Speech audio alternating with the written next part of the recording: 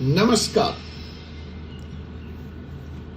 इस देश की कानून व्यवस्था और सिस्टम कैसा है? व्यू नाउ का मालिक सुखविंदर सिंह खरूर और उनकी वाइफ डिंपल खरूर दोनों जेल में बंद हैं। उन्होंने इजाजत मांगी अपने छोटे से बच्चे से वीडियो कॉल करने की। अदालत ने कर दिया इनकार। उधर सहारा वाले को, सहारा केस में सुब्रत श्री जो अब नहीं है, वीडियो कॉल तो क्या पूरा का पूरा 5 स्टार ट्रीटमेंट दिया इसी कानून ने, इसी सिस्टम ने। तो आइए समझते हैं कि इंसानियत बड़ी है या कानून बड़ा है। मैं हूं advocate doctor Ajay Kumar Pandey supreme court से, और एक ऐसा सवाल लेकर आया हूं जो न सिर्फ कानून को आईना दिखाता है बल्कि इंसानियत को भी आईना दिखाता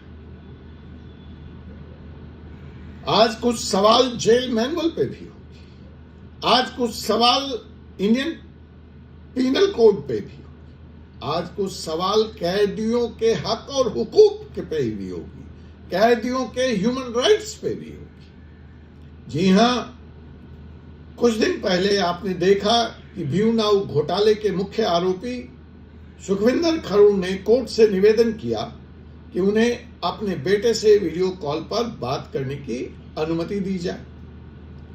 पीएमएलए की जालंधर कोर्ट ने खरूर साहब के इस याचिका को खारिज कर दिया।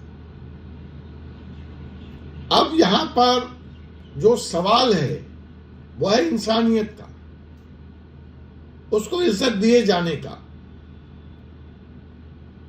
सवाल यह भी है कि सुखविंदर खरूर ही नहीं, उनकी पत्नी भी इस वक्त जेल में बंद है। बच्चे का क्या कसूर है? मतलब उनका यह बच्चा, छोटा सा युवा, एक साथ बिना किसी अपराध के अपने मां और बाप दोनों से कट गया। कोई सोच भी सकता है उस बेटे की हालत? कौन उसको देख रहा होगा? कैसे उसकी देखरेख हो रही होगी? उस बच्चे की मानसिक स्थिति क्या होगी? कोई उसके बारे में भी बात कर रहा है? ईडी कस्टडी के समय कोर्ट ने 5 मिनट का कॉल एडवोकेट के माध्यम से मंजूर किया था।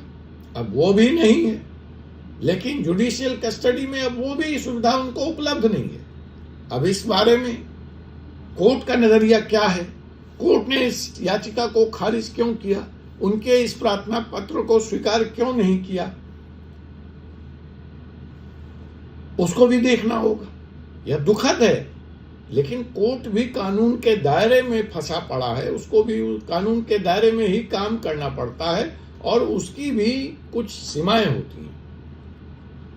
कोर्ट को यह देखना होता है कि कहीं यह वीडियो कॉल का दुरुपयोग तो ना हो जाए, क्या इससे जांच प्रभावित होगी? फिर यह जिस राज्य में है जहां यह मांगी गई है उसके जेल मैनुअल का क्या प्रावधान है, वो क्या कहता है? कहीं यह जेल मैनुअल से किसी तरह का उल्लंघन तो नहीं है? अब देखिए, अमूमन जो जेल मैनुअल है वो फोन पर बात करने, मोबाइल फोन रखने की इजाजत नहीं देता है। तो कहीं ना कहीं तो ये उसी से जुड़ा है जब आप वीडियो कॉल करा रहे हैं या कराएंगे। लेकिन बात दिगर है, आखिर वीडियो कॉन्फ्रेंसिंग के जरिए आप कैदियों की पेशी तो करते हैं जेल से। तो इसका मतलब ये नहीं है कि फोन खरूर साहब को दे दिया जाएगा और वो अपने खुद से बैठ जुड़े। भाई, उस वीडियो कॉन्फ्रेंसिंग सेंटर में ले आइए और उससे उनके बच्चे की बात करा दीजिए, तो सोचने पर रास्ता निकल सकता है।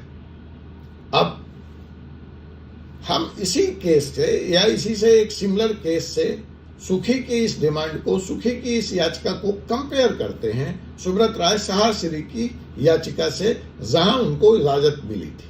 सुब्रत राय सहारश्री ने कहा कि वह जनता को पैसा लौटाना चाहते हैं, लेकिन उसके लिए उन्हें कुछ बिजनेस ट्रांजैक्शंस करने होंगे और उनके जो बायर्स हैं वो विदेश में बैठे हैं, तो वो यहाँ आके उनसे जेल में नहीं मिल सकते। तो इसलिए उनको वीडियो कॉन्फ्रेंस की सुविधा दी जाए, और यह सुविधा उनको दी गई। और यहां पर एक इंसान इंसानियत के नाते अपने बच्चे से बात करना चाहता है। पति और पत्नी दोनों कैद में है। तो ये कैसा कानून है कि जिसकी नजर में बिजनेस की अहमियत है, इंसानियत की कोई अहमियत नहीं, कैदियों का कोई ह्यूमन राइट्स नहीं। इस तुलना को क्या आप नजरअंदाज कर सकते हैं? बिजनेस वर्सेस इंसानियत। कोर्ट के इन दो फैसलों को देखते हुए तो हमें यही कहना पड़ेगा कि business is more important than humanity. इंसानियत से बड़ा है बिजनेस। सहारा सिटी के मालिक सुब्रत राय को सुप्रीम कोर्ट ने अनुमति दी कि वो जेल में रहते हुए भी अपने बाहर से मिल सके, वीडियो कॉल कर सकें, डील फाइनल कर सकें अपने एसेट्स बेचने के लिए। कहानी तो यह भी चलती है कि सुब्रत राय साहब को जेल में 5 स्टार जैसी सुविधाएं थी। जेल के अंदर से आपने उस ठग का कारनामा देखा है जो करोड़ों के करोड़ों रुपया जेल की गाड़ी में भरकर अपनी गर्लफ्रेंड फिल्मी हीरोइन को पहुंचा देता है और बड़े बड़े अधिकारियों को घूस दे आता है। लेकिन यहां पर वीडियो कॉन्फ्रेंसिंग से पूरा सिस्टम हिल जाता है, समझ में नहीं आता। तो साहब सुब्रत राय सहारा साहब को जेल में अब है नहीं, भगवान उनकी आत्मा को शांति दे। लेकिन जो खबरें हैं, जो बाजार में चलता है कि उनको 5 स्टार जैसी सुविधाएं थी, जहां एयर होस्टेस, महंगी शराब, आलीशान खाना सब कुछ दिया जाता था। हाँ, ये अलग बात है कि इसके लिए वो 2.5 लाख रुपए प्रतिदिन का खर्च सरकार को चुका रहे थे। लेकिन मेरा सवाल अब भी वही है कि बिजनेस कॉल इंसानियत की कॉल से ज्यादा जरूरी हो गया क्या इस देश में? हम देखते हैं कि मैं बार बार कह रहा हूं कि कैदियों के भी अपने राइट्स हैं, अंडर ट्रायल्स हैं। अभी सुखविंदर सिंह खरूर को सजा नहीं मिली है, अभियुक्त करार नहीं हो गए हैं, डिम्पल खरूर को सजा नहीं मिली है, सो दे आर अंडर ट्रायल्स। तो अंडर ट्रायल के कुछ हक हैं, कुछ हकूक हैं, कानून उनको स्वीकार करता है। तो आइए समझते हैं वो हक और हकूक क्या है। पहला कि जुडिशियल कस्टडी में एक तो जो अंडर ट्रायल है उससे उसका वकील मिल सकता है। दूसरा, उसको मेडिकल ट्रीटमेंट का भी पूरा अधिकार है। तीसरा, जेल मैनेजमेंट के अनुसार वो अपने परिवार से भी मिल सकता है। लेकिन इस केस में बच्चा चंडीगढ़ में है, ये दोनों बंद कपूरथला की सेंट्रल जेल में है। तो बच्चे को कौन लेके आएगा, कौन मिलवाएगा? इंसानियत से पेश आना। आप कैदी हैं, अंडर ट्रायल हैं, इसका मतलब ये नहीं कि आप उनसे जानवरों जैसे सलूक करेंगे। आपको उनसे इंसानियत के तौर तरीके से पेश आना पड़ेगा। That is article 21, right to life and dignity. अब ये सारे अधिकार एक कैदी को, एक अंडर ट्रायल को मिलने चाहिए। लेकिन कभी कभी तो कोर्ट को परिस्थिति विशेष को देखकर मानवता के आधार पर भी तो फैसले देने चाहिए, मानवता की भी तो व्याख्या होनी चाहिए। यह समय सुखी और सुखी की परिवार के लिए कठिन घड़ी है, बहुत परीक्षा की घड़ी है।